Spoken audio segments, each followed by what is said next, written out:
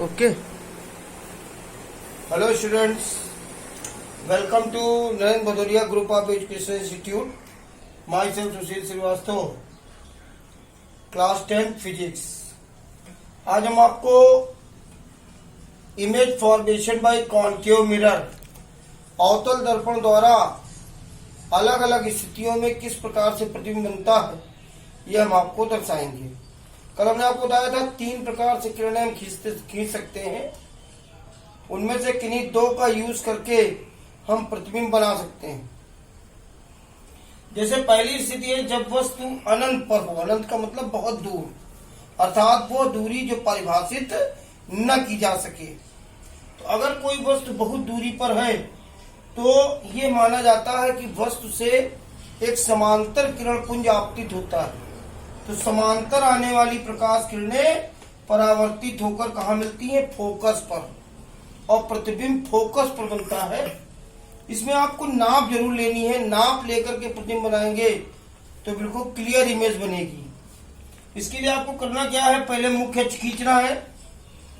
किनारे वाले बिंदु को P नाम दे दीजिएगा। यहां से 3 सेंटीमीटर या 4 सेंटीमीटर पर वक्रता केंद्र, और फिर उसका आधे पर फोकस।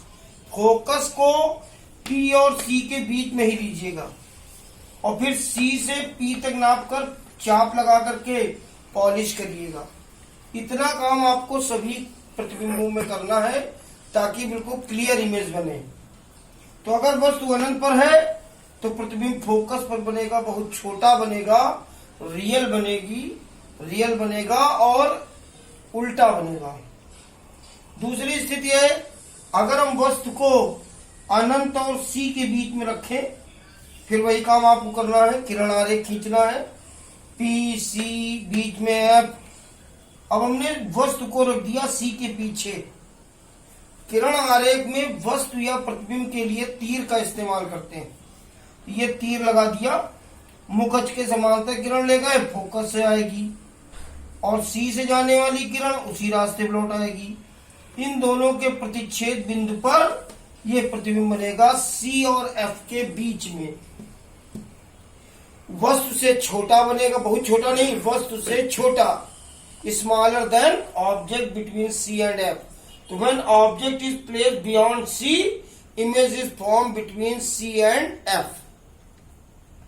थर्ड कंडीशन, अब अगर हम वस्तु को वक्रता केंद्र पर रखें, अगर हम वस्तु को कहां रखें? वक्रता केंद्र C पर रखते हैं। ये बच्चों बोर्ड पेपर में बहुत पूछा जाता है।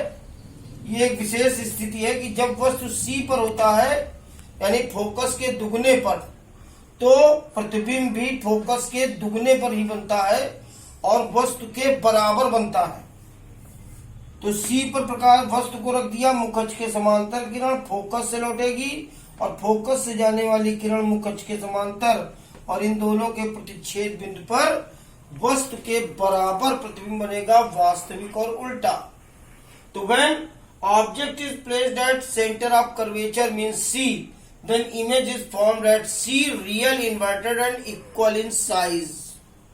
चौथी कंडीशन है जब वस्तु को हम C और F के बीच में अगर रखें, फिर वही काम करेंगे। मुख अक्ष के समांतर ये वस्तु को हमने रख दिया बिटवीन C एंड F, मुख अक्ष के समांतर किरण ले जाएंगे, फोकस से लौटेगी, और फोकस से जाने वाली किरण मुख अक्ष के समांतर, और इन दोनों के प्रतिच्छेद बिंदु पर यह उल्टा प्रतिबिंब बनेगा जो वस्तु से बड़ा होगा। तो when object is placed between C and F, image is form beyond C। C के आगे बनता है, वस्तु से बड़ा बनता है। पहले 2 स्थितियों में छोटा प्रतिबिंब बनता है, तीसरी स्थिति में वस्तु के बराबर बनता है, और चौथी स्थिति में बड़ा बनने लगा। तो ये 4 स्थितियां हो गई। अभी इसमें 2 स्थितियां और बची हैं, और उसके बाद उत्तल दर्पण की स्थिति होगी। अगले अभ्यास क्रमांक में हम आपको बाकी की 2 स्थितियां सिखाएंगे, और ये किरण आरेख सबको अपनी कॉपी पर खींचना है। नोट्स में भेजूंगा, नोट्स के अनुसार आपको लिखना है। आज के लिए इतना ही। Thank you.